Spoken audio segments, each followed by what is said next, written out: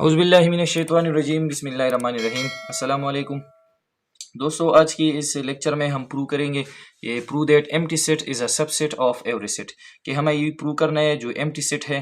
हमने पढ़ा था कि एम्प्टी सेट जो होता है वो हर एक सेट का क्या होता है, सबसेट होता है। तो आज हम इसको प्रूव करेंगे कि किस तरह एम्प्टी सेट जो है वो हर एक सेट का सबसेट होता है। तो इसको हम किस तरह प्रूव कर सकते हैं?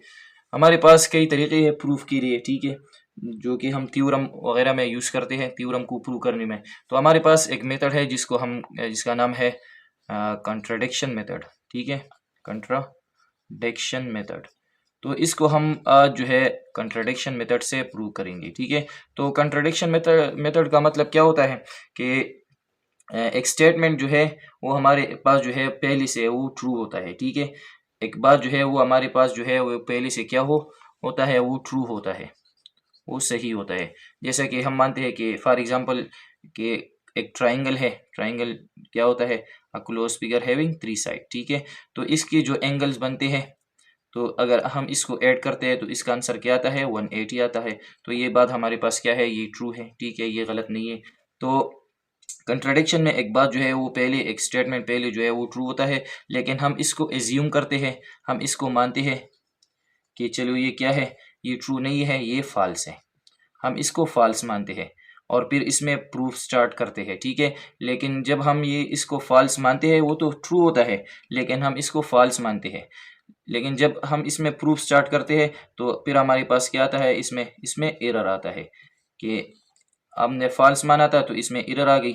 तो फिर हम क्या कहते हैं कि ये जो हमने लिया था तो ये हमने फॉल्स लिया था, तो इसलिए इसमें एरर आ गई। तो फिर हम इसको क्या मानते हैं, हम इस बात को हम फिर क्या मानते हैं कि ये हमारे पास ये बात जो है ये ट्रू है। तो इस तरह अगर मैं कहता हूँ कि ये जो है 180 डिग्री है, sum of three angle of triangle is equal to 180 degree. तो अगर हम इसको मानते हैं कि ये 180 नहीं है, तो जब हम इसमें कंट्राडिक्शन मेथड से ये स्टार्ट करेंगे कि ये 180 नहीं है, तो इसमें फिर गलती आएंगी और फिर हम इसको मानेंगे कि ये क्या है, ये 180 डिग्री ही है, ठीक है। तो इस तरह हम आज प्रूव करेंगे कि ये जो एम्प्टी सेट है होता है ये क्या है, सबसेट ऑफ एवरी सेट होता है कंट्राडिक्शन मेथड से, ठीक है।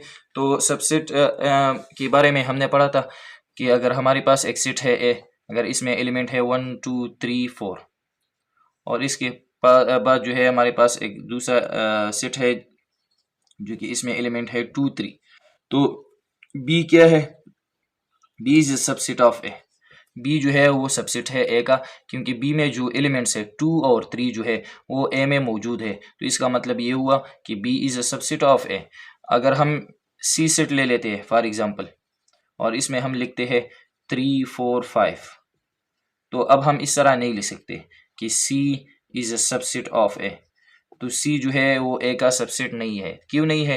क्योंकि सी में 3 4 और 5 है, तो ए में भी 3 और 4 और 5 होना चाहिए। तो ए में 3 है 4 है लेकिन 5 इसमें नहीं है, तो सी जो है वो सबसेट नहीं है, किसका, ए का सबसेट नहीं है। तो आज हम प्रूव करेंगे, ठीक है। तो प्रूफ स्टार्ट कर लेते हैं। तो हमारा प्रूफ क्या है कि हम क्या करें, प्रूव करेंगे, टू प्रूव हम ये प्रूव करेंगे कि हमारे पास जो एम्प्टी सेट होता है, तो ये निशान हम किसके लिए यूज़ करते हैं, एम्प्टी सेट के लिए। Empty set is a subset of every set.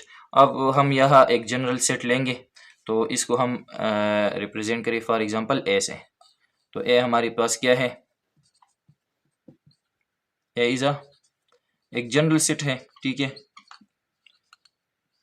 जो कि एवरी सेट को रिप्रेजेंट करता है, ठीक है। तो हम मानते हैं कि हम ये प्रूव करेंगे to prove empty set is a subset of every set, या empty set is a subset of A.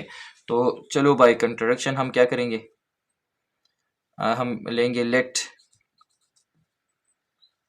Empty set is not a subset of set A. हम ये मानेंगे कि ये जो एम्प्टी सेट होता है, यहाँ पर हम प्रूव करेंगे कि ये क्या है, ये सबसेट है, लेकिन हम इसमें कंट्राडिक्शन के ज़रिए कि चलो ये सबसेट नहीं है, हम ये बात जो है ये ट्रू है, लेकिन हम इसको क्या मानते हैं कि ये सबसेट नहीं है, जो कि हमने क्या बात ली, फॉल्स। तो कंट्राडिक्शन में हमने पहले अभी कहा कि एक बात जो है वो ट्रू होता है लेकिन हम इसको फॉल्स मानते हैं, तो फिर इसमें क्या आती है, एरर आती है, ठीक है। तो हम इसको चलो मानते हैं कि ये सबसेट नहीं है। तो यहाँ पर देखिए ए और बी को हमने जब लिया तो बी सबसेट है ए का, तो इसका मतलब ये हुआ कि बी में जितने भी एलिमेंट्स है तो वो सारे ए में मौजूद है, तो फिर क्या है, सबसेट है। सी जो है वो सबसेट नहीं है किसका, ए का, तो इसका मतलब ये हुआ कि सी में कम से कम एक एलिमेंट या एक से ज्यादा एलिमेंट ऐसा है जो कि ए में मौजूद नहीं है। एक एलिमेंट या एक से ज्यादा, एटलीस्ट वन एलिमेंट, एटलीस्ट कम से कम, एटलीस्ट वन एलिमेंट, कम से कम सी में एक ऐसा एलिमेंट मौजूद है, एक या एक से ज्यादा एलिमेंट जो कि ए में मौजूद नहीं है, तो इसलिए जो सी है वो सबसेट नहीं है किसका, ए का। तो यहाँ पर देखें ये क्यों सबसेट नहीं है, 3 4 तो वहाँ पर मौजूद है, लेकिन इसमें जो 5 है ये एक ऐसा एलिमेंट है जो कि ए में मौजूद नहीं है, तो इसलिए हम कहते हैं कि ये जो सेट सी है ये सेट ए का सबसेट नहीं है। तो यहाँ पर अगर हम कहते हैं कि एम्प्टी सेट जो है वो सबसेट नहीं है सेट ए का, तो इसका मतलब ये हुआ कि इस एम्प्टी में कोई ऐसा एलिमेंट मौजूद है जो कि सेट ए में नहीं है। तो इसका मतलब ये हुआ then there exist at least one element. इसका मतलब ये हुआ कि इसमें कम से कम एक एलिमेंट ऐसा है, कहाँ पर है, एम्प्टी सेट पर। Then there exist at least one element in pi, जो कि सिंबल है एम्प्टी सेट का। Then there exist at least one element in pi, और इस एलिमेंट को हम क्या कहेंगे, फॉर एग्जांपल से एक्स, कि हमारे पास एक ऐसा एलिमेंट है जो कि क्या है, फॉर एग्जांपल एक्स है, जो कि पाई में एग्जिस्ट कर रहा है, मतलब एम्प्टी सेट में एग्जिस्ट कर रहा है जो कि सेट ए में मौजूद नहीं है। There exist at least one element in pi से x which is not in set A. तो जब हम कहते हैं कि सबसेट है तो सब एलिमेंट बी को हमने माना था कि ये सबसेट है ए का, तो बी की तमाम एलिमेंट्स यहाँ पर मौजूद है। सी सबसेट नहीं है, तो इसका मतलब ये है कि इसमें एक ऐसा एलिमेंट मौजूद है जो कि सेट ए में नहीं है, तो इसलिए हम कह सकते हैं कि ये जो है ये सी सबसेट नहीं है ए का।